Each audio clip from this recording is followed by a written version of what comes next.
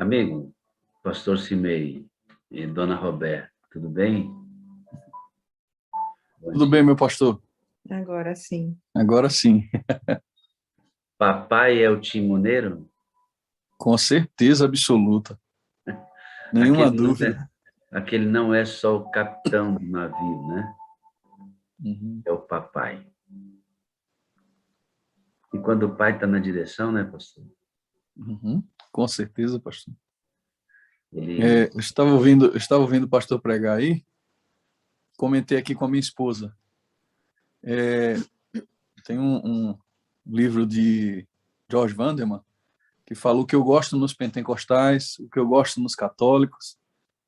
E hoje eu disse para a Roberta, ver o pastor pregando dessa forma, incendiado, parecendo que a boca dele eram labaredas de fogo e o coração da gente palha seca, dava vontade de sair do sofá e gritar e dar aqueles socos para o alto e dizer louvado seja o nome do Senhor, e não ficar parado, né? Mas a gente é tão, a expressão assim, adventista, que a gente se contém, mas a vontade é de levantar e pular, pastor, é de dar glórias a Deus, porque a gente vê nas histórias bíblicas tão bem apresentadas pelo pastor, que cada um de nós reflete essas histórias. É como se Deus tivesse convicção de que aquelas histórias precisassem estar lá para que a gente sentisse a mão de Deus e o Espírito Santo agindo, mesmo através das provações. Pastor Cimei, ver esse menino pregar assim, não entusiasmado, né? Ele está cheio do poder de Deus, né? Incendiado. Está cheio do poder de Deus. Eu vi Cida testemunhando na minha igreja, transbordando, né? Cheia do poder de Deus. E sabe, pastor Semei, eu tenho a impressão que está chegando a hora dessas formas serem quebradas. Uhum. Porque se estamos falando da manifestação do Espírito, ele tirou Filipe de um lugar e colocou em outro, num processo sobrenatural. Ele disse para Paulo, você não vai para aqui, você vai para ali. Ele conduziu a igreja de forma sobrenatural. Coisas vão acontecer e manifestações serão vistas que nós nunca vimos. E nós temos que estar preparados para identificar como obra do Espírito. Ou negaremos a própria operação dele, como em outros movimentos de reavivamento em outras épocas, eles foram rechaçados, tolhidos por falta de identificação. Nós estamos sendo chamados para perder o medo, né, pastor? Perder o medo do Espírito Santo. Medo do o medo que Espírito. ele assuma o controle. Temos que perder o medo de não ter controle. Isso. É isso, ele que tem que comandar isso tudo, né? Não quer dizer falta de planejamento, quer dizer falta de controle. Uma coisa é você achar que você tem que fazer as coisas à deriva, outra coisa é você planejar e dizer assim, bom, isso aqui é o que eu acho, agora faz o que o senhor quer, né? Isso é muito diferente. Bom, eu estou conversando com o casal hoje porque nós temos boas notícias. Eu quero chamar o Gabriel aqui, quero apresentá-lo à sala. Bom dia, senhor Gabriel, tudo bem? Bom dia, pastor. Meu Tudo amigo, bem, graças a Deus. o que eu orei por você, rapazinho, não foi brincadeira, viu? Eu imagino. E Clay, fecha por gentileza o chat nesse momento, por favor, porque as mensagens quando entram no celular ficam exatamente diante do rosto da gente. Se você puder, eu agradeço, tá bom? Gabriel, tudo bem, amado? Graças a Deus, agora sim, pastor. Maravilha, né, amigo? Deus te abençoe, viu? Depois nós vamos conversar um pouquinho mais. Eu vou deixar esses momentos aqui com vocês, tá bom? Eu vou só fazer uma oração e permitir que Deus se utilize do conteúdo da vida de vocês para abençoar essas milhares de pessoas que estão adorando aqui nesse momento. Santo Deus e Pai, eu quero agradecer porque eu ouvi a voz de Gabriel agora. Nós ainda não o conhecíamos, mas em nossas preces ele era muito comum. Quantas vezes pedimos para que o Senhor Deus eterno estendesse a mão sobre esse menino e o trouxesse para o seio da família, onde os pais estavam com o coração aflito, acelerados, com nó na garganta, com medo, mas confiantes no Senhor, entregando o comando da vida deles aos ditames da soberania de Deus. Eu sei que esse casal estaria aqui, como está hoje, em outras circunstâncias, para falar do mesmo amor que eles creem. Porque é Deus quem importa em tudo isso. Que o Gabriel encare, Senhor, esses próximos dias e a sua existência nesta terra, até que o Senhor venha, ou de alguma maneira a sua vida seja selada no Senhor, como oportunidade para revelar o quanto Deus o ama. Simei voltou, Gabriel voltou de um lugar onde muitos não voltaram. É porque o Senhor tem propósito ainda na vida desses meninos. E talvez não fosse hora, o Senhor conhece o coração, de que esses servos do Senhor descansassem. Eu tenho orado a Deus a Ti e tenho pedido, Senhor, o Teu povo está sendo assolado por essa enfermidade. E tenho orado que o Senhor permita que descanse apenas aqueles que estão totalmente preparados, ou que o Senhor tenha visto que o propósito da existência dessa pessoa já cumpriu o seu papel no processo da expansão do reino de Deus. Eles vão conversar conosco. O Espírito Santo conduz também este momento, para que nós sejamos edificados e fortalecidos em nossa caminhada. Amém. Jesus. Pastor Simei, eu vou deixá-lo e vou ouvir aqui o senhor conduz, tá bom, querido? Tá joia, meu pastor. Eu não poderia começar a falar sem agradecer, primeiramente, a todos os irmãos da Sala 57.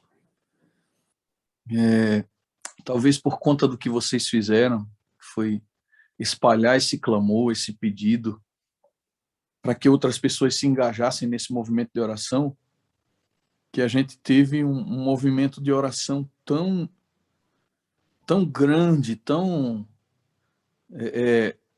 difícil de ser contado ou enumerado, porque coisas incríveis aconteceram. Então, eu preciso agradecer demais a vocês pelo empenho, pessoas que ficaram sem comer, em jejum, clamando ao Senhor, nossa, se sacrificando por alguém que não é da família parental, não é sanguínea, não é consanguíneo, mas que entende que é a família de Deus, assim como Jesus disse, meu pai e minha mãe são os que fazem a vontade do meu pai, que está no céu. Ele disse, a maior família, a principal família é aquela que está a serviço do Senhor.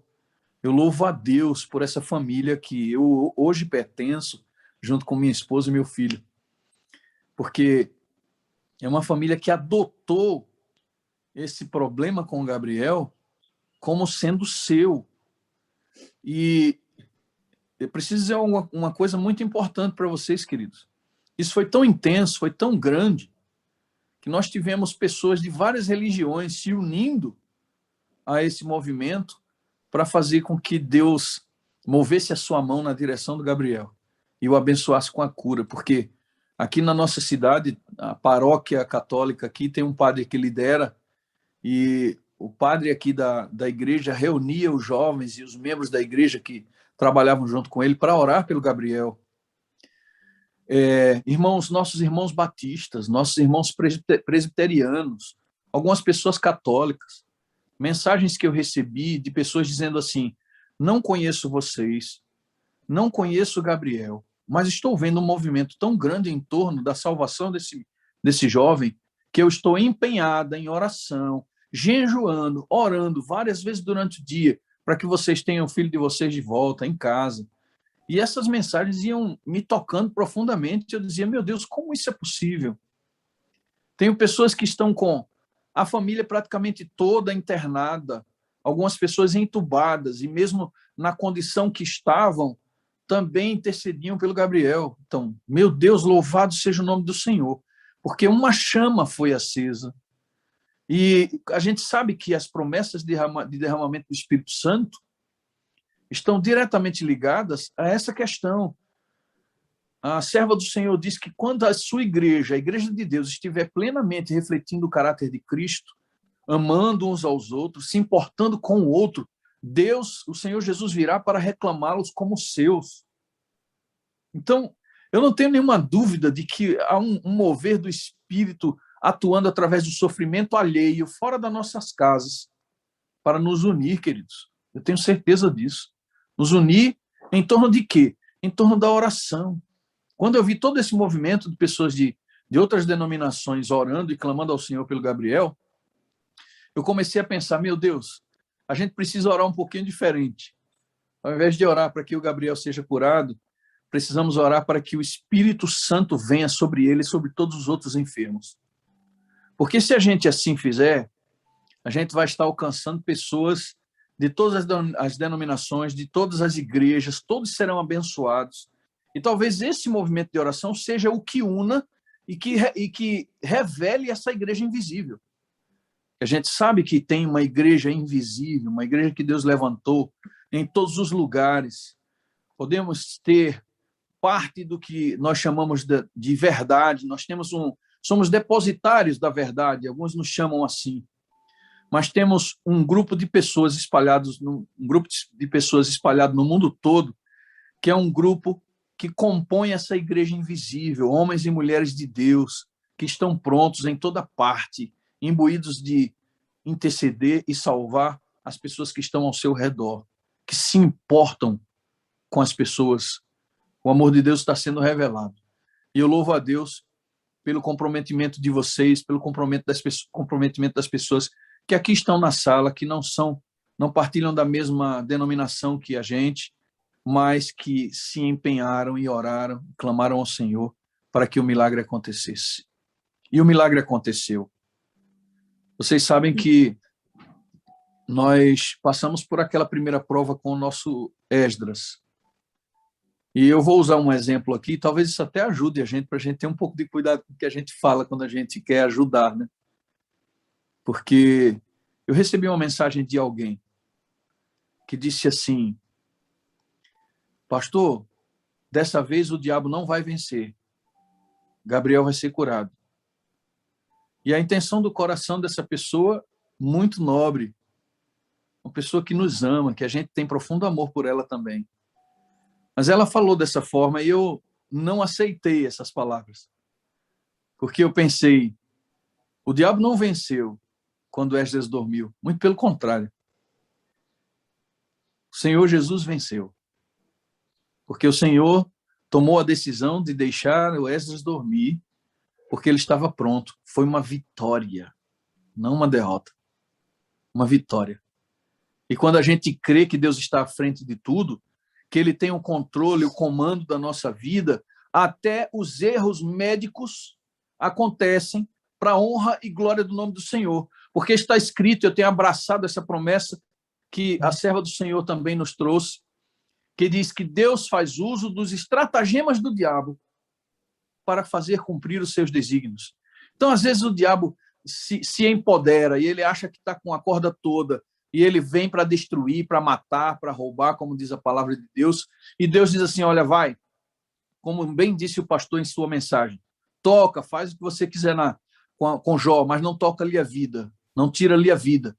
Então, o diabo vai, mas ele vai tão certo de que tem tudo na mão, mas ele não acredita que através de toda aquela prova, de tudo aquilo que está acontecendo, o Senhor vai ser glorificado. E o meu Deus foi glorificado quando o meu filho dormiu, e o meu Deus foi glorificado quando o meu outro filho foi curado. Bendito seja para sempre o nome do Senhor. E eu lembrei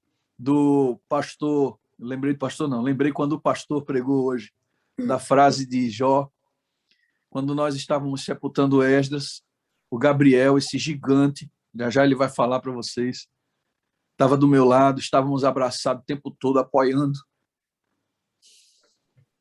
um ao outro. Ele me ajudou demais a passar por esse momento. E ele lembra que depois que ele escreveu na lápide do irmão, o nome do irmão, quando terminou aquela cerimônia, eu senti o Espírito do Senhor me tocar para dizer o que Jó disse. O Senhor deu, o Senhor tomou, e eu praticamente gritei, falei bem alto, bendito seja o nome do Senhor. Ah, meus irmãos, desde quando eu estava no hospital, mesmo antes de Esdras adoecer, Deus encheu meu coração de tal forma de amor por ele, que somente ele, eu não sei explicar como isso acontece. É obra do Espírito Santo. Me encheu meu coração e o coração da minha esposa, para a gente, apesar da dor e do sofrimento, glorificarmos o nome do Senhor. Gabriel também assumiu essa postura. Depois que o seu irmão dormiu, ele disse para Deus que ele seria uma nova criatura em Jesus, mas ele estava apenas iniciando uma luta. Ele nem sabia o que viria. E vocês vão descobrir que, enquanto Gabriel esteve lá, era necessário que esse exército estivesse orando. Sabem por quê, queridos? Porque o Gabriel poderia ter uma história mais simples do que a que teve. Mas enxergamos claramente que no mundo espiritual, o diabo queria que o Gabriel não sobrevivesse. As coisas estavam seguindo seu rumo natural e Gabriel ia sair do hospital bem antes da data que ele saiu. Ele vai contar para vocês já já. Deus atuou poderosamente, porque o diabo tentou tirar a vida do Gabriel enquanto ele estava lá no hospital, não só com a doença, mas de outra forma. Ele tentou tirar a vida do Gabriel e provocou um sofrimento extra, além do normal, que ele não esperava, nem nós esperávamos. Todos nós fomos confrontados por esse momento. Vocês lembram que nós mandávamos os vídeos para todo mundo e contamos a bênção. O Gabriel saiu da UTI, foi para a enfermaria. E foi justamente nesse momento que o Gabriel vivenciou a maior de todas as provas. Foi o momento em que ele teve a sua maior dor, literalmente, e a sua maior bênção. E eu fiquei pensando, quando o pastor estava pregando, eu dizendo, meu Deus, eu ia pregar, eu ia dar esse testemunho antes. Gabriel não teve condição, ainda estava tossindo muito. Aí veio o pastor hoje, pregou desse jeito. Meu pastor querido, meu pastor amado, você não sabe quanto você incendiou meu coração com essa mensagem. A gente ouve tantas mensagens de Jó, mas ver um homem incendiado como o pastor se permitiu ser, nossa, me despertou para ver a guerra que aconteceu dentro daquele hospital. O diabo queria muito levar todos ao constrangimento. Ele queria levar essa multidão de intercessores à frustração completa de dizer, Senhor, a gente entende a tua soberania, mas como isso pode acontecer? Como? A gente aceita a tua soberania, mas, Pai, qual a razão disso? Ia ficar complicado, e Satanás queria que isso acontecesse. Ele queria levar a vida do Gabriel. Para que talvez algumas pessoas ficassem em dúvida. Eu, minha esposa, já tínhamos declarado, inclusive publicamente, que acontecesse o que acontecesse, se o Gabriel dormisse ou vivesse, o nome do Senhor continuaria sendo louvado. E muitas vezes com dor no coração, orando no quarto, orações em alta voz, eu e minha esposa, aquela oração realmente desesperada, que um começava, o outro entrava no meio da oração, nem esperava o outro terminar, e clamava, e o outro voltava a clamar também, e a gente esquecia alguns pontos, e o outro lembrava, fala isso, o Senhor precisa saber, era como se ele tivesse sentado no trono, e nós estivéssemos diante dele, intercedendo, para que o Gabriel sobrevivesse. E a gente dizia para Deus, Senhor, talvez seja a tua vontade que ele não sobreviva. Mas nós precisamos também entender que às vezes a tua vontade se coaduna com a nossa vontade. Por que não, Senhor, dessa vez, permitir que ele viva e seja um testemunho vivo para as pessoas que puderem encontrá-lo, quando ele abrir a sua boca, que ele abençoe E, pastor Wagner, eu preciso dizer isso para vocês. Gabriel chegou, passou esses primeiros dias aqui com a gente, e ele narrou esse momento que eu acabei de me referir, que foi o momento da sua maior prova. Mas ele narrou com muita naturalidade. Enquanto ele narrava, meu coração ficou apertado, do tamanho de um feijão. E eu comecei a chorar incontidamente. E ele falava e eu dizia, meu Deus, como ele sofreu, pai, como foi complicada a situação dele, sofreu muito mais do que eu quando estive internado. E eu chorei muito, não contive minhas lágrimas, não me segurei enquanto ele estava falando. Aí ele falou assim para mim, pai, fique assim não. Não fica assim. Eu tinha que passar por aquilo. E Deus me falou nessa hora que eu tinha que passar por aquilo. Quero pedir que o Gabriel fale como foi a experiência. Ele ainda está rouco, por isso que a gente está em telefones separados, para que ele possa usar o telefone mais próximo e possa ser ouvido bem por vocês. Mas estamos aqui só separados dos quartos, para não ficar dando microfonia nem reverberando. E o Gabriel vai contar para vocês como foi essa experiência que ele vivenciou. Vai lá, filhão. Então, irmãos, eu passei por momentos em que eu não me lembro. Quando eu entrei no hospital, eu fui internado na enfermaria, aqui em Engenheiro Coelho primeiro. Foram 2 dias. E eu só lembro do momento da internação. Deus, ele precisava, naquele momento da minha vida, me chamar pela dor. Deus, ele tem 2 formas de chamar, pelo amor e pela dor. Mas eu precisava ser chamado pela dor, porque durante 26 anos da minha vida, eu fui chamado por amor e rejeitei a voz de Deus. Irmãos, não se permitam serem chamados pela dor. Esse não é o plano de Deus para a nossa vida. Deus nos chama com amor todos os dias para estar do lado dele e não falhar na comunhão. Mas se for preciso, ele vai usar a dor para te chamar. Eu tive que usar um balão de oxigênio, eu tive que ser entubado, eu acordei da intubação, mas de nada disso eu me lembro. Por toda essa parte que eu passei, Deus ainda não tinha tocado meu coração o suficiente. Eu tive uma melhora e fui enviado para a enfermaria. Ao chegar na enfermaria, eu fiquei numa cama, eu escolhi ficar numa cama que era mais antiga por estar longe da janela. Só porque eu não queria enfrentar a luz, porque eu precisava dormir, eu estava cansado.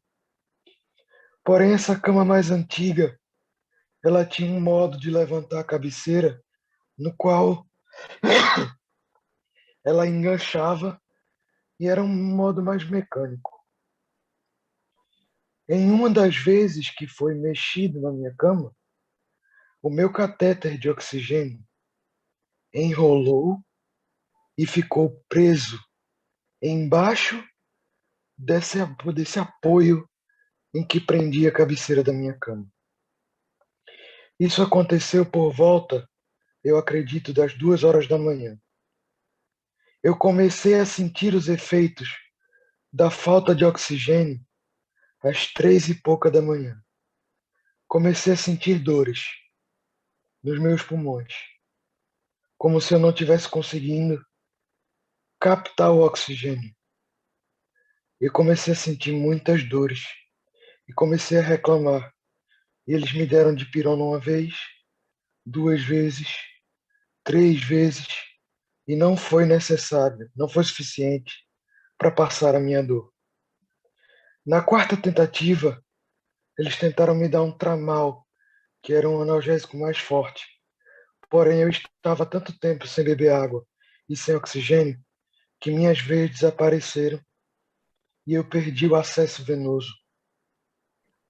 A partir das 4 horas da manhã até as 6, que é a hora de troca de turno, eu senti muitas dores enquanto 4 enfermeiros tentavam pegar novamente o meu acesso venoso para poder administrar a medicação. E ninguém conseguiu. Eu continuei com dores até as 6 da manhã. 6 da manhã, os enfermeiros trocaram de turno. E essa troca de turno é sempre demorada porque eles têm que passar todo um relatório de todos os pacientes que estão no quarto para que o próximo enfermeiro saiba de tudo. E durante todo esse período, eu fiquei lá, sentindo dores horríveis, horríveis, simplesmente porque não tinha força de ar e de oxigênio para abrir o meu pulmão. Eu estava esse tempo todo com os pulmões fechados, clamando a Deus por oxigênio, precisando respirar. Em meio a essa experiência de tanta dor, eu passei por uma experiência com Deus onde o Espírito Santo falou comigo, claramente, de forma bem audível. Não sei quem já assistiu o testemunho do meu pai, ele também teve uma experiência parecida. A Bíblia fala que Deus assenta-se-á como fundidor de prata para purificá-la, até que ele veja a própria imagem nela. E o processo de purificação da prata é o seguinte: ele pega a prata bruta, coloca na parte mais quente do fogo e espera que o fogo destrua todas as impurezas até que ele veja o próprio reflexo naquela prata. Meu pai contava essa parte da Bíblia em vários sermões dele, e isso ficava muito na minha mente. Naquele momento de maior dor, onde eu clamava a Deus para que sentisse bem, para que parasse a dor, eu ouvi claramente o Espírito Santo falar para mim: Filho, eu preciso que você fique mais um pouco no fogo para que eu termine de te purificar. E como eu falei no início, irmãos, Deus não tinha mais como me chamar pelo amor. Eu já tinha passado por um momento traumático, de dor, que foi com a morte do meu irmão, e não tinha sido suficiente para me trazer para perto de Deus. Eu precisava passar pela dor, e Deus queria que eu ficasse na parte mais quente do fogo para me purificar, até que ele visse a própria imagem em mim. E ele me falou isso através do Espírito Santo.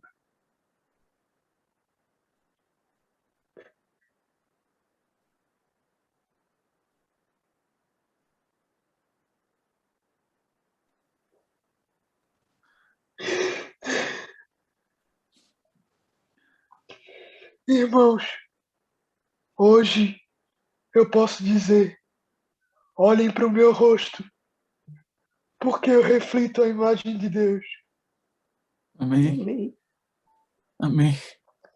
Deus é grande, Deus é maravilhoso, e Ele vai se utilizar de qualquer meio para te alcançar, para que você reflita a imagem de Deus.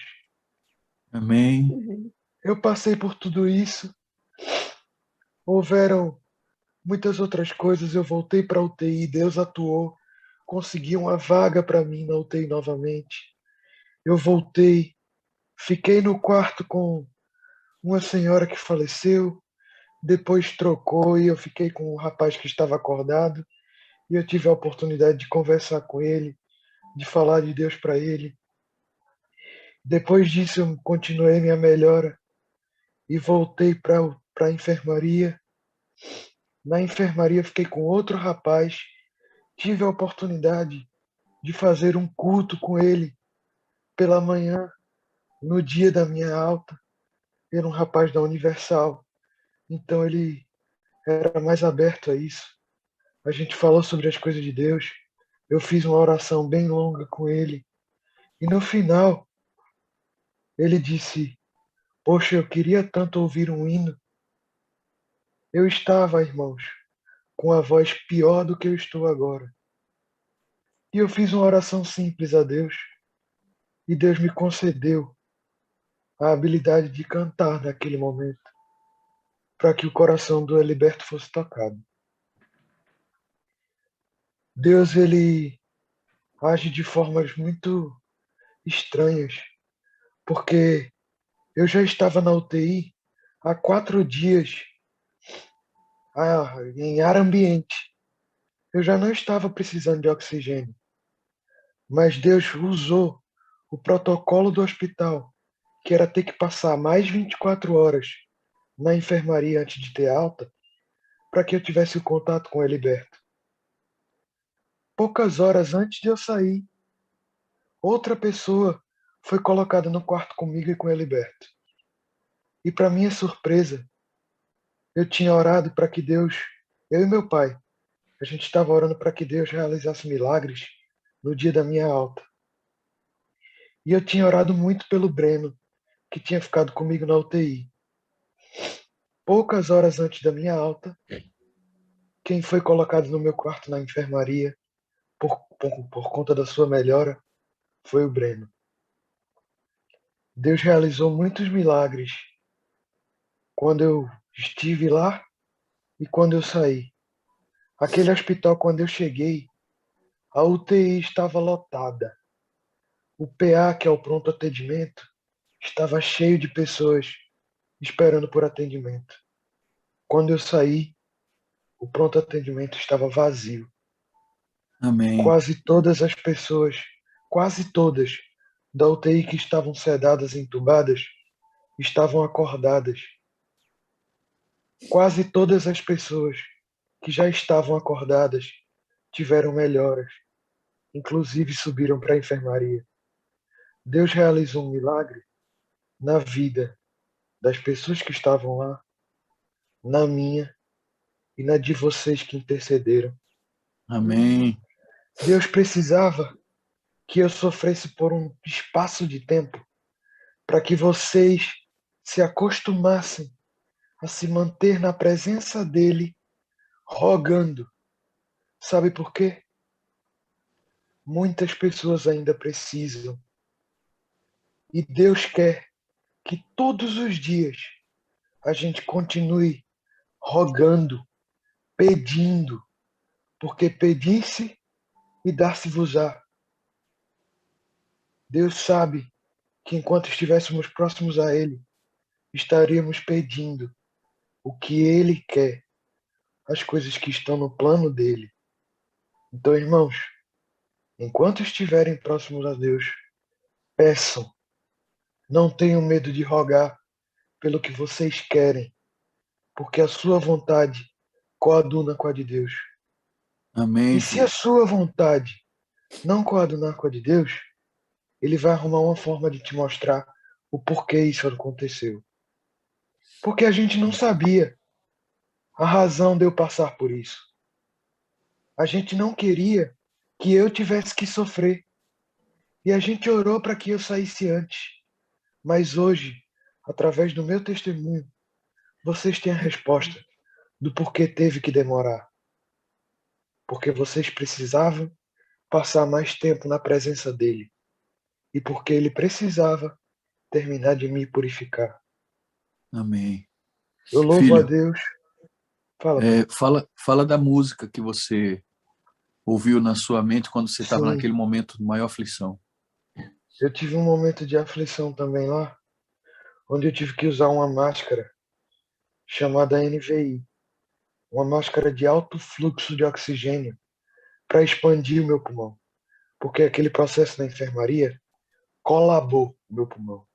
Colabar é grudar um lado no outro, porque o pulmão não tem força para abrir. E essa máscara, ela manda um alto fluxo de oxigênio para abrir o pulmão. Só que ela ocupa maior parte do rosto, dando uma sensação, para mim, de sufocamento. E eu ia ter que passar 2 horas com essa máscara. Outro momento de muita agonia para mim, porque eu já tinha testado essa máscara e não tinha conseguido usar. Mas a médica falou para mim, é a única forma de fazer com que o seu pulmão volte à forma natural dele para que você consiga respirar. E eu tive que usar. Fazia muitos anos, muitos, que eu não escutava Arautos do Rei. Mas Deus soltou o coro de uma música na minha mente para poder me fazer cantar mentalmente esse coro durante as 2 horas que eu estava com aquela máscara.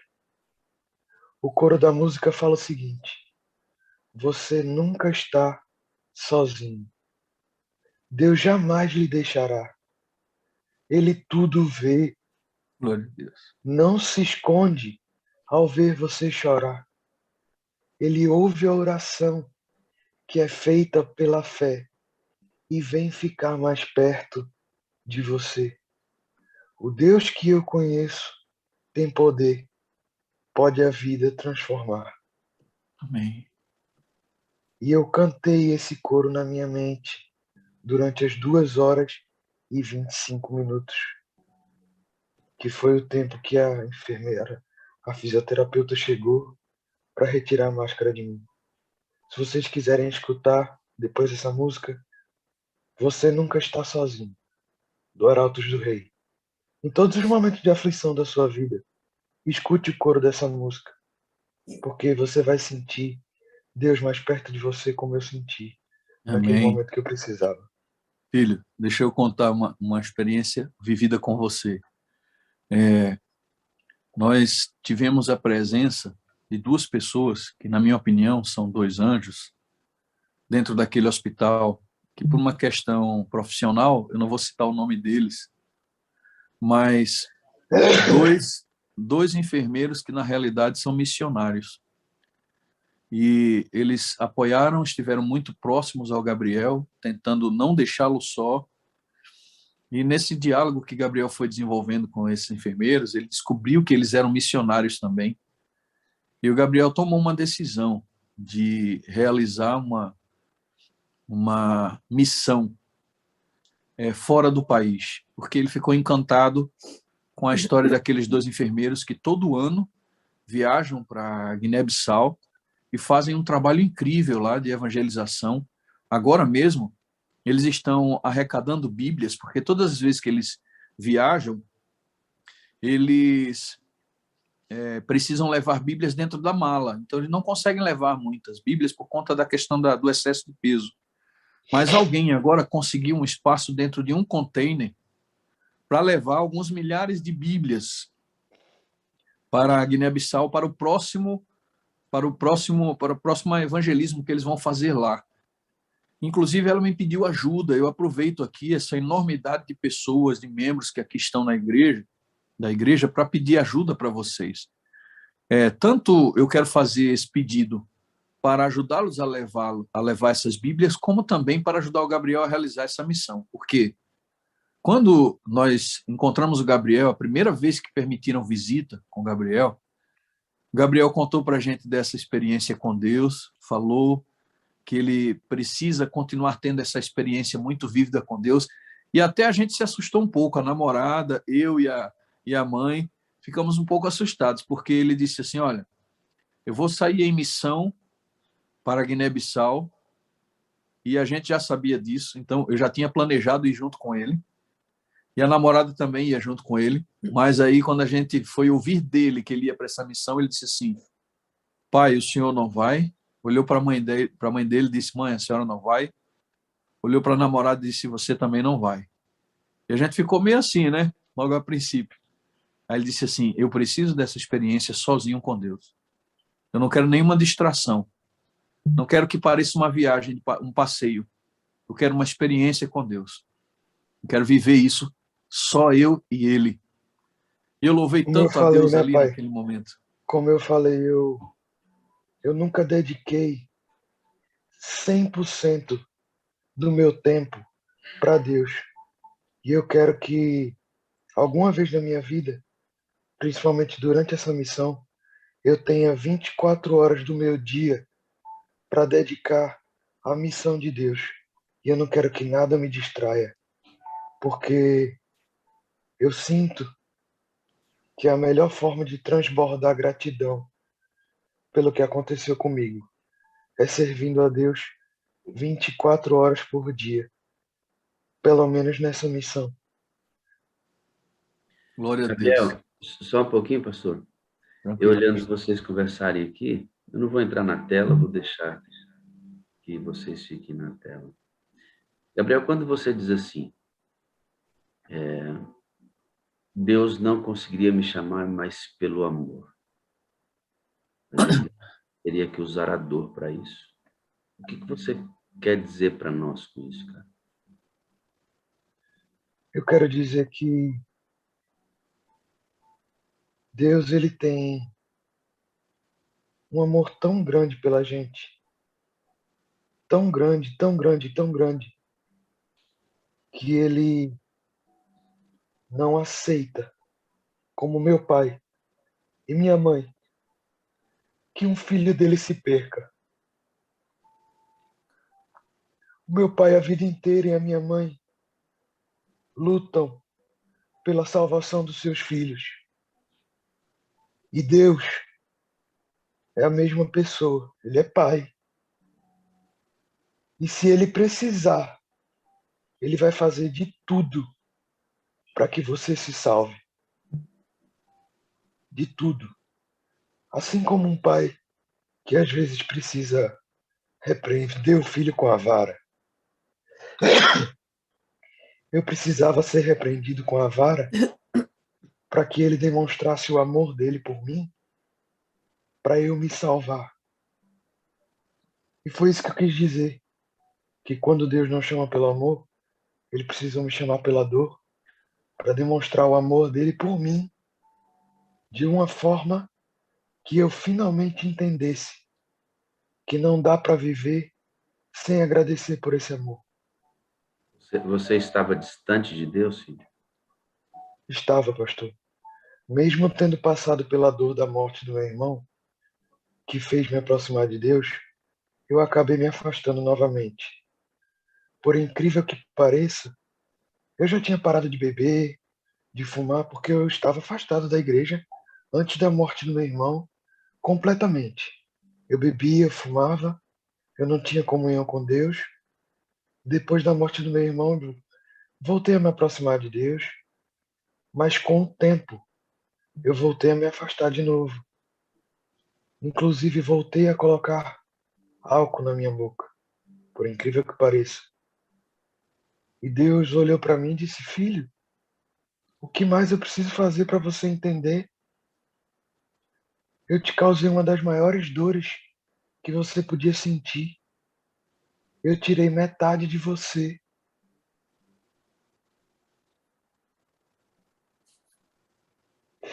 Eu tirei a parte consciente de ti, aquele que te ajudava a se manter no caminho, aquele que era a tua base. Eu tirei o teu irmão, aquele que dormia no mesmo quarto contigo desde os mais novos anos, aquele que passou tanto tempo contigo que vocês pareciam a mesma pessoa. Eu te causei uma das maiores dores que eu podia causar e não foi suficiente. Deus olhou para mim e disse: ainda assim, eu não posso deixar você se perder, porque eu ainda preciso te usar. Você é um instrumento, como eu falei para o meu pai. Nossos corpos são como violões. que Deus usa para tocar a música que Ele quer, para tocar o coração de outra pessoa. Nós somos meros instrumentos. Eu tenho o dom de cantar, eu tenho o dom de tocar, e Deus me concede, através do Espírito Santo, o dom de falar. Então Deus não podia deixar que esse instrumento, com tanto potencial para a volta dele, para apressar a volta dele, se perdesse. Ele precisava de mim, trabalhando junto com ele.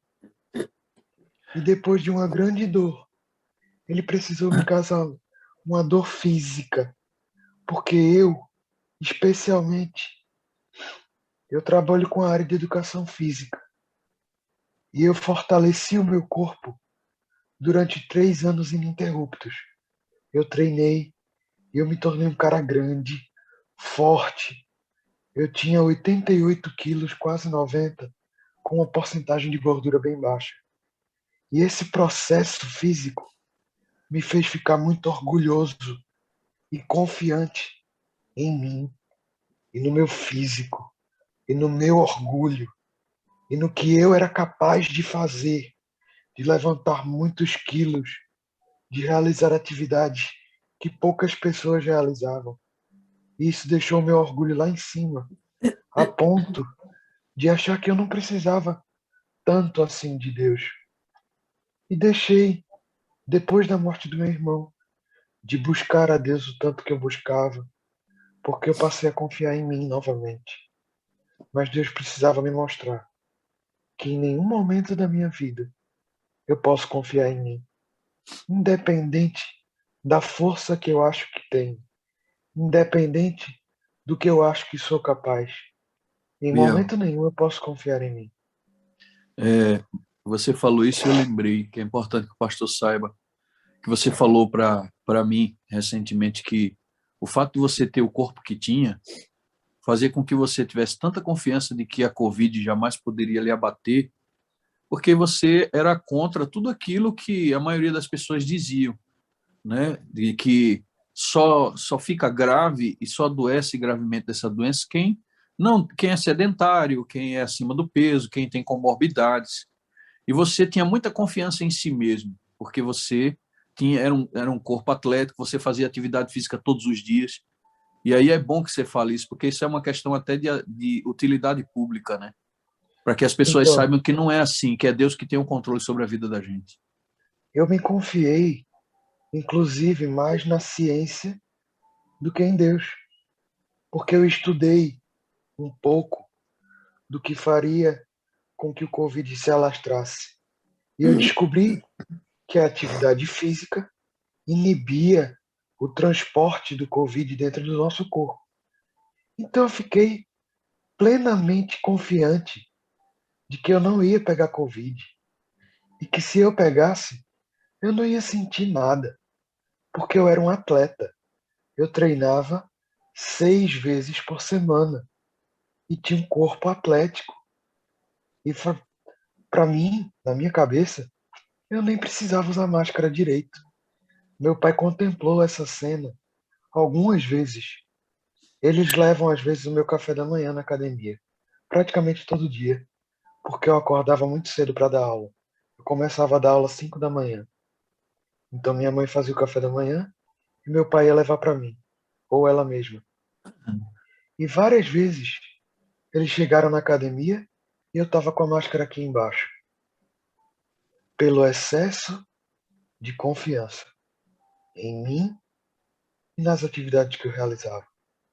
Então, pessoal, não negligenciem os cuidados por terem uma vida saudável, por terem uma alimentação boa, por achar que estão com a imunidade boa, por praticarem atividade física. Nada disso vai te proteger. A única coisa que vai te proteger é se manter próximo de Deus, para que Ele não te precise chamar pela dor. Amém. Eu Amém. fico, eu fico olhando, pastor, essa cena e fico pensando no seguinte: nas movimentações que Deus faz para salvar a nossa vida. Algumas nós compreendemos, outras nós não compreendemos. Outras até aceitamos, outras não. Mas uma coisa eu lhe garanto, querido, você está olhando para o Gabriel, para o pastor Cimei, para a Roberta, da minha história é diferente. As características da minha situação, elas são muito diferentes. Mas eu quero lembrar você uma coisa, querido. O Deus é o mesmo. O Deus do Gabriel que moveu muitas peças para que ele estivesse aqui falando da sua conversão, que o Gabriel está falando da conversão dele. Deus moveu a dor para isso. Não que Deus tenha causado. Deus permite, ele se utiliza disso para melhorar. Sem dúvida. Agora, a família Gondim, Deus tem um propósito em tudo isso. Há questões que vocês precisam reconhecer interna e externamente, individualmente e como grupo familiar. Deus não permitiria que tudo isso estivesse acontecendo na vida de vocês se não houvesse um propósito de lapidar essa família ainda mais. Porque a obra de salvação através da vida de vocês, ela é extensa, é incalculável, né? Na vida de todos vocês, somando os tempos de vida que vocês têm, de ministério que todos vocês têm, o quanto de gente já foi inserida no reino de Deus pela vida de vocês.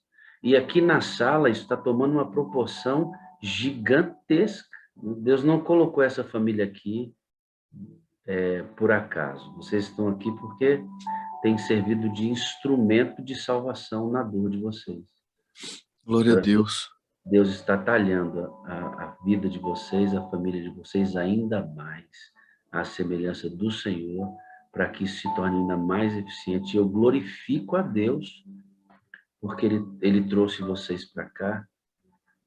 Vivemos a experiência do testemunho da morte da sua mãe, depois veio do Gabriel, depois do Esdras, agora o Semei passou por tudo isso, o Gabriel passou por tudo isso, e a sala intercedendo e crescendo nesse próprio período, né?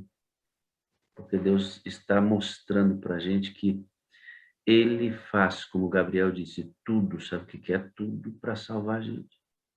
Ele faz tudo, amigo. Eu queria que você, o Gabriel, olhasse para a sua vida e visse Deus agindo em tudo. Se você está distante, se você não reconhece a Deus, se você não o tem visto agir na sua vida, Ele age. É que às vezes a gente fica tão longe e tão autoconfiante que deixa de ver isso. E aí Deus precisa tirar um pouquinho o chão para dizer assim, ei, aqui quem comanda sou eu. E eu quero salvar a sua vida. Gabriel, Cimei e Verinha estão aqui para mostrar para a gente que Deus quer salvar a vida da gente. Irmã Roberta, deixa eu chamar aqui Verinha também, eu quero que ela venha para nesse nosso momento final desse testemunho. Cadê? É isso mesmo. Irmã Roberta, eu vi você meio falando, como Deus processou tudo isso em seu coração. Ver seu filho falando para a gente, não mais um cara que está bebendo, que está fumando, que está longe de Deus, mas alguém próximo, que reconheceu que o Senhor é o mais importante na vida dele, com desejo de fazer missão. Vê que coisa extraordinária isso, né? Depois de tanto sofrimento, irmã Roberta, como é que a senhora vê isso? Pastor, eu quero começar falando de quando o Esdras foi, né? Quando o Esdras foi, parece que a gente ficou sem chão. E antes do Gabriel adoecer, ainda era muito difícil entender porque Deus havia permitido tudo aquilo, né? Apesar da gente se submeter, a gente ainda questiona, sofre, e é difícil de lidar com essa dor. Mas quando o Gabriel adoeceu, eu pude entender e aceitar os propósitos de Deus de uma forma, entender Ele agindo para salvar realmente. E eu entendi que o Esdras descansou, que Deus separou ele. e que Deus estava agindo para salvar Gabriel. Foi muito difícil vê-lo sofrer, muito difícil. Clamar pela vida dele era como se a minha alma estivesse saindo dentro de mim. Mas eu louvo a Deus hoje, porque ele salvou meu filho Esdras, fazendo ele descansar, e eu sei que logo, logo nós vamos encontrá-lo, e salvou Gabriel através de todo esse processo, e trouxe ele. Eu tinha certeza que Deus iria trazê-lo para testemunhar, e para honra e glória do seu nome. Irmã Alberto, a senhora percebe uma coisa? Eu estou falando só da aparência, né? Aparentemente, Esdras podia descansar. Sim. Aparentemente, Gabriel não. Uhum. Como Deus é bom, né? A gente vê o amor de Deus em todos os momentos, né? E quantas vezes a gente não pensou, Senhor, por que não foi com a gente, né? Porque não foi eu, não foi o Semei. Ele muitas vezes questionou, mas o próprio Gabriel falou, mãe, eu tinha que passar por isso, eu precisava passar por isso. E eu sei que, apesar de todo o sofrimento, Deus realmente nunca nos deixou só, e sempre esteve ao nosso lado de alguma forma, através de uma oração, de algum irmão, a palavra de alguém, dos pequenos detalhes, né? Tem uma música que foi muito presente em nossa vida durante todo esse momento, que é Deus de Detalhes, do pastor Lucas. E nessa música ele fala que ele se preocupa com todos os detalhes, né? E eu sei, desde a hora em que o Gabriel entrou aqui no pronto-socorro, através do cuidado daqui, quando ele chegou lá, usar o único capacete que tinha no hospital antes de ser entubado, não tinha outro, só tinha aquele, só podia ser usado na UTI, e foi usado na enfermaria com ele, e depois na UTI também. Então, a gente foi vendo o cuidado de Deus, né? Ao mesmo tempo que estava essa guerra no mundo espiritual, Deus estava sempre mostrando que ele estava por trás, atuando de alguma maneira, nos Irmã, momentos mais difíceis. o pastor Semei chegou no hospital e não tinha praticamente ninguém no estacionamento. Uhum. O movimento daquele hospital estava muito pouco em relação aos dias que antecederam. É porque as bênçãos da oração de um povo em massa, orando, crendo, respingou sobre aqueles todos ali. E é assim quando é com os filhos de Deus. A bênção não fica só para a gente, não. Sai Pastor, arrastando muita gente, né? pastor, e a forma como a gente soube disso é que foi mais inusitada e tinha que ser inusitado para a gente crer que era Deus operando.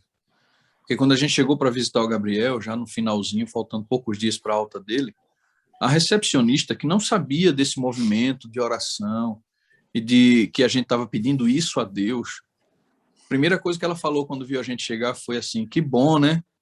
Vocês viram como melhorou? A gente pensou que ela estava falando de Gabriel. E aí eu fiquei olhando, esperando ela falar. Vocês viram como melhorou? Eu fiquei esperando, achando que ela ia falar de Gabriel.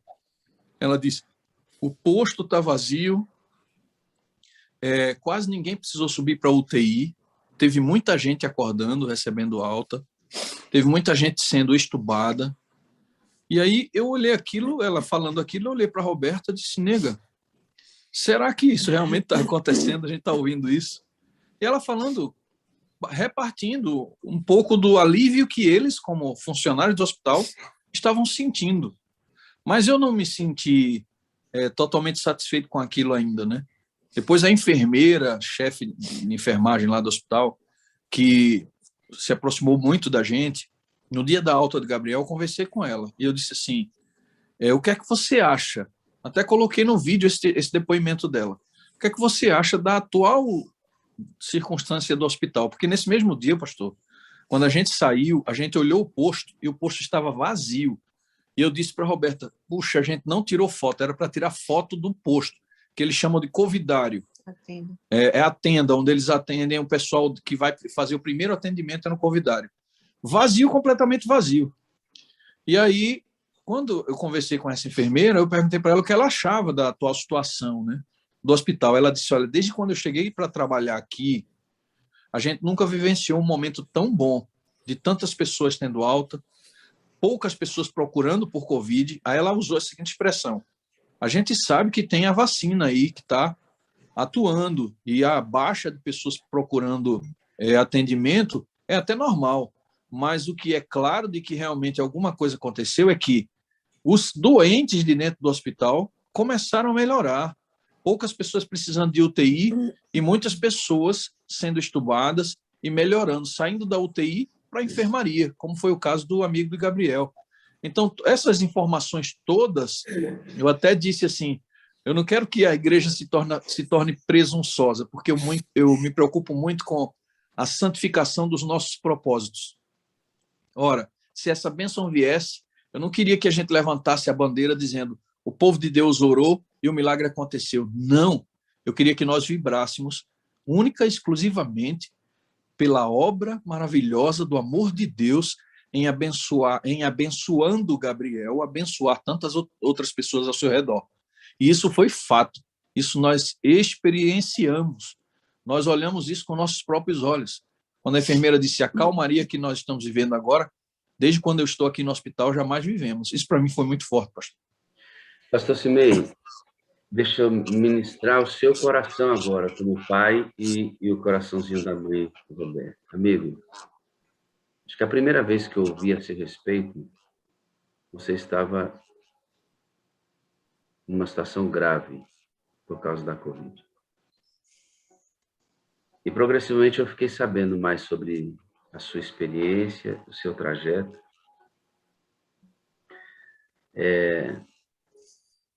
Deus está preparando você, amigo, e Roberta, para viver em um ministério absolutamente poderoso, amigo. Amém. Sabe que é Deus restaurando você, amigo? Glória a Deus. Eu vejo tudo isso como uma restauração. E Deus está movendo em lugares que Ele não moveria se não fosse com tudo isso. Estando num lugar que você pode hoje exercer forte influência para milhares e milhares de pessoas. Amém. Você hoje é um pastor voluntário, mas muito, muito poderoso no Espírito. Glória a Deus. Louvado seja Deus. Restaurado, redimido pelo sangue do Cordeiro ao lado da sua esposa, com um filho descansando, é verdade, mas o outro vivo para testemunhar do poder de Deus. Amém. Amigo, você é um pastor melhor hoje. Amém. Você é um pastor melhor hoje. E Deus está agindo aí, amado. Eu amo vocês. Eu preciso de você, amigão, para ser feliz. Amém, pastor. Você é a parte visível de Deus e porque você e Roberto existem, eu creio mais em Deus. Amém. Amém, pastor. Cuidado com se deixar usar, viu, cara? Ô, pastor, olha, eu vou fazer menção novamente ao sermão do pastor, porque quando a gente está no fogo, pastor, lá no lugar onde Gabriel falou, na parte mais quente da fornalha, o diabo entra nessa guerra para desestruturar você. E quando eu estava no meu quarto orando junto com o Roberto, muitas vezes era como se o diabo estivesse gritando: você já abandonou os caminhos do Senhor um período da sua vida? Agora você está pagando. E parecia que o diabo queria que eu acreditasse nisso. Ouvi o pastor falar que mesmo pessoas um dia arrependidas, servas de Deus, que se prontificam a estar diante da sua presença, também sofrem e padecem como o próprio Jó padeceu. Gabriel falou, Deus nos chama pelo amor e chamou ele a vida inteira, ele não deu ouvido, Deus usou a dor, continuou sendo o amor, porque precisa ser muito amoroso para tocar e ferir tanto o filho a fim de fazer com que ele tenha sua atenção voltada para ele. É preciso muito amor. Então, Deus fez isso com Gabriel através da dor. Mas o que eu quero dizer, com base no que nós aprendemos hoje no sermão do pastor, é que mesmo Jó, elogiado pelo seu pai maior, meu servo Jó, homem temente a Deus que se desvia do mal. Está provado pela sua própria história que até Jó, homem temente a Deus que se desviava do mal, ainda precisava crescer em intimidade com Deus, ao ponto dele mesmo dizer, eu o conhecia em parte, só de ouvir falar, mas agora os meus olhos o veem. Então, meu querido irmão, minha querida irmã, meu querido pastor, que eu tanto amo, que eu já declarei aqui, que toda vez que eu falo do amor que eu sinto pelo Senhor, eu me emociono. Porque Deus te usou com mão firme e poderosa para me colocar novamente nesse ministério. Você sabe disso. Há muito preconceito de pastores que enfraquecem, que tropeçam, que apostatam. Ninguém acredita que um pastor possa um dia vacilar, cair, apostatar, pecar gravemente contra o Senhor. Ninguém acredita, não aceito. E tem gente que até hoje não aceita. Mas eu fui abraçado. Você é meu pastor, amigo. Glória a Deus. Eu fui abraçado. Eu recebi esse amor. Minha família recebeu esse amor.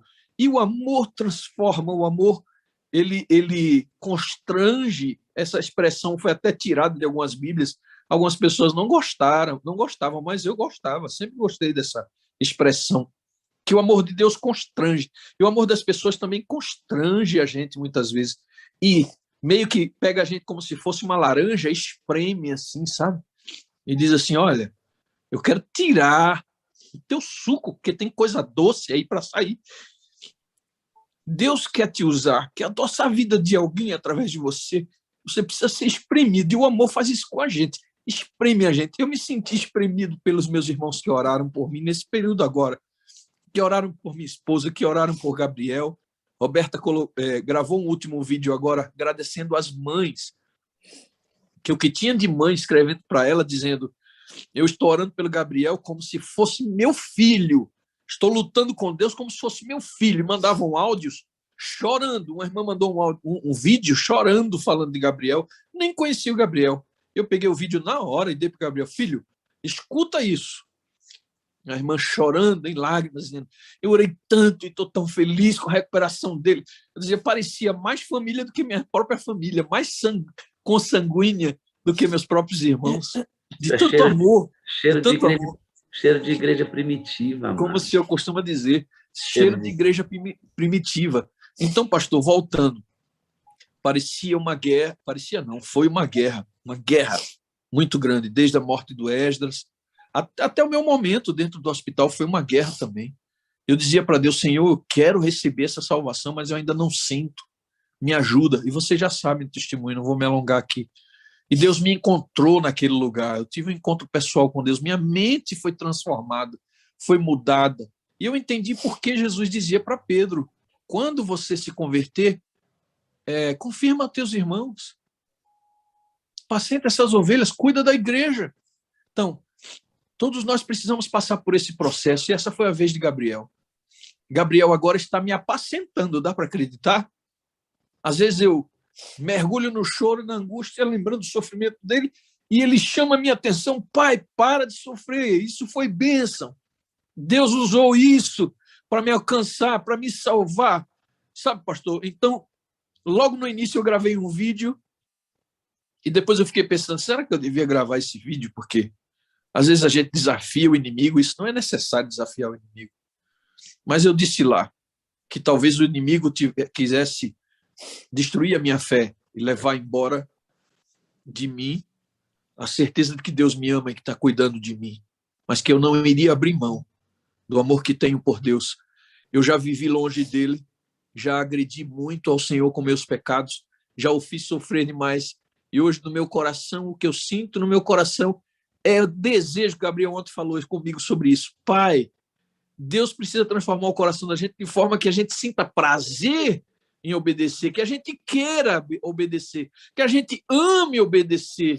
Porque que graça tem a gente ficar se esforçando para fazer uma coisa, enquanto Deus diz, misericórdia, não quero sacrifício, estou cansado dessas assembleias solenes, cansado desses sábados de vocês, quem só requereu que vocês pisassem nos meus átrios, como está escrito em Isaías, não precisa vir na minha presença com o coração como vocês estão, porque esse povo me honra com os lábios, mas o seu coração está longe de mim. Eu não quero mais esse tipo de adoração. Então, louva a Deus, pastor, louva a Deus pela dor, da perda do Esdras, porque Deus me mostrou que era a hora dele. Louvo a Deus pela cura do Gabriel, louvo a Deus pela minha doença, louvo a Deus pelas terríveis momentos que eu vivi da minha vida enquanto estive longe dele. Por que louvo a Deus? Eu sempre questionava a Deus: Senhor, eu cresci no Evangelho, nasci no Evangelho, por que o Senhor me permitiu me afastar de Ti dessa forma?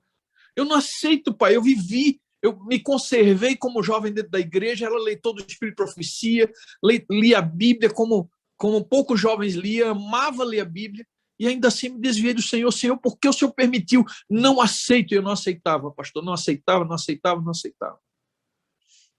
Um dia Deus me deixou assim, por conta dos meus próprios erros, enfraquecer-me, porque fui me afastando dele, da minha comunhão pessoal, que hoje Gabriel fala tão fortemente, e eu queria que ele entendesse isso, e hoje ele me dá aula, né? Ele está falando para todo mundo: você não pode deixar um dia de buscar o Senhor.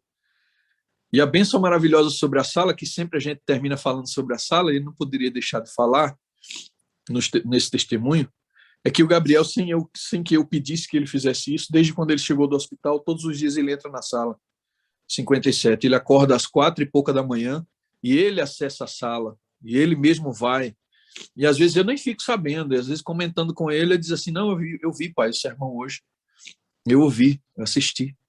Então, assim, o resumo dessa minha fala é: nós somos como o Senhor Jesus, servos sofredores. Aceite essa honrosa condição, meu irmão.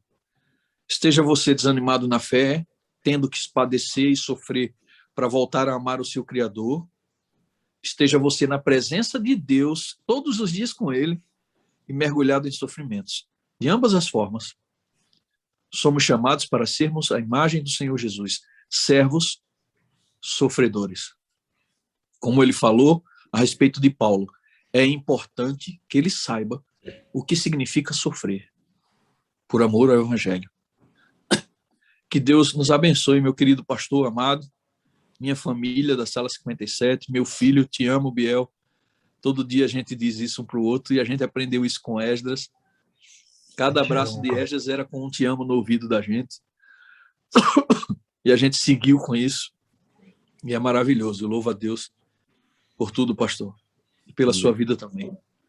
Verinha, como tia, como irmã, como família, como é que você está se sentindo? E com você a gente vai terminar o testemunho, a gente vai pedir para o Gabriel orar, finalizando esse momento, que é muito representativa a oração dele.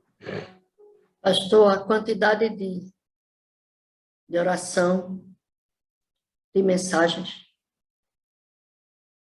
é imensurável. O tamanho que essa sala não dá para se medir, porque ela se expande por todo quanto é lado. É assim que o Espírito faz, não dá para medir. E assim, eu sou muito emotiva, você já me conhece, eu choro muito. Você é lindinha, fofinha.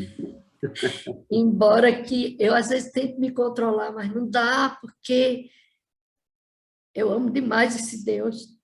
Também já o fiz sofrer. E ele também me resgatou da dor. Quando as pessoas chegam para me dizer que estão com depressão, eu louvo ao Senhor. Porque em nenhum momento em que eu estive deprimida, eu deixei de orar. Foram muitos anos da minha vida. E muitas pessoas, na época em que eu vivia depressiva, acreditavam que isso era do maligno, né? E uma pessoa específica chegou a me dizer isso, não vou citar o nome, que é uma pessoa que eu amo, e dizer que era falta de comunhão e essas coisas todas. E realmente, as pessoas creem assim até hoje, mas quem vivia dentro de casa comigo, a minha família também, sabe, era joelho no chão, clamor, clamor, clamor. E eu louvo a Deus por ter vivido depressão, pânico, mictofobia, tudo que não prestou, meus pecados, tudo. Eu louvo a Deus, porque foi daí que ele me encontrou. E ele me tirou de um poço de perdição, pedal de lama, me colocou num lugar alto e seguro, como fez com Semei, como fez com Gabriel, como fez com muita gente nessa sala que testemunha aqui. E eu vou falar uma coisa, de vez em quando a gente ouve a sala 57, a sala 57. E eu quero dizer a essas pessoas que às vezes entram para avaliar como todos nós entramos, experimenta. Experimenta, porque se experimentar, não tem para onde correr, né? Mas a história de Gabriel, Gabriel é meu filho do coração, né? E eu tenho um privilégio de fazer uma coisa que Deus me permite, porque se Ele traz para mim, é para eu cuidar. E eu já cuidei de Gabriel como terapeuta, meu sobrinho, meu filho, eu já cuidei dele. E eu estou cuidando de outro sobrinho agora. E eu peço a vocês que orem por esse sobrinho. Mas Deus tem dado tantas respostas para a gente, pastor. Gabriel foi um instrumento de Deus. E nós oramos muito pelo meu filho, Eric, que está afastado da igreja. Tenho orado pelos filhos das minhas amigas da sala, que estão afastados também. E durante esse turbilhão com Gabriel, eu pedi, Beta, May, por favor, ora por Eric, porque eles estavam na dor deles com Gabriel, e eu pedindo para orar por Eric, porque Eric está sendo provado, pastor. Está vindo labareda em cima dele, eu louvo ao Senhor pelas labaredas de fogo para purificar ele. Eu quero dizer à sala que tem orado pelo meu filho, que ele está voltando para a nossa, né? Ele morava só, e ele está voltando para a nossa casa. Eita, coisa boa, hein, Marta? Eu espero em Deus, meu pastor, que esse voltar para casa física seja apenas o começo da volta para a casa espiritual. Eu creio que meu filho estará conosco na linda manhã da ressurreição, na linda manhã onde todos nós estaremos reunidos para o céu. Ele ressuscitará espiritualmente. Amém. Estava morto e reviveu, como Biel estava morto e reviveu, como Semei, como eu, como todos nós um dia estivemos mortos e agora revivemos para o Senhor. Amém, glória a Deus. Posso deixar de ler esse texto. Estava aqui com ele esperando, quando é que o pastor Wagner vai pedir para eu falar, porque eu não queria lhe interromper, porque eu sou de interromper, entendeu? Lê, Aí mãe. o texto está aqui, e diz assim, 1 Pedro 5, 8 a 11, Biel, esse texto aqui, meu filho, é o texto que a gente devia ter gravado, colocado na parede, sabe? Para quando viesse a gente dizer, é em nome do Senhor. Sede sóbrios e vigilantes. O diabo, vosso adversário, anda em derredor como um leão que ruge, procurando alguém para devorar. Mas resistir-lhes firmes na fé, certos de que sofrimentos iguais aos vossos estão se cumprindo na vossa irmandade em todas as partes do mundo. Ora, o Deus de toda graça, que em Cristo vos chamou à sua eterna glória, depois de terdes sofrido por um pouco, Biel. Foi só um pouco. Foi só um mês. Para a gente parecer uma eternidade. Mas depois de termos sofrido um pouco, Ele mesmo vos há de aperfeiçoar, firmar, ficar e fundamentar, e a Ele o domínio pelos séculos dos séculos. Amém. Louvado seja o nome do Senhor. Foi Amém. um pouco de Glória a Deus. meus amores todos que estão aqui na sala. no YouTube, agora, e que vão nos assistir, eu creio, depois. Todo o fogo que você estiver passando, todo o fogo que você estiver passando, é para te purificar. Deus tem planos para a tua vida. A fornalha de mamãe foi ardente. Ardente. Durante quase toda a sua vida. Foram 54 anos de fornalha ardente. Mamãe não tinha um dia de paz. 54 anos de fornalha ardente. E na fornalha ardente dela, ela decidiu ficar com o papai para que ele fosse feliz. E ele nunca foi.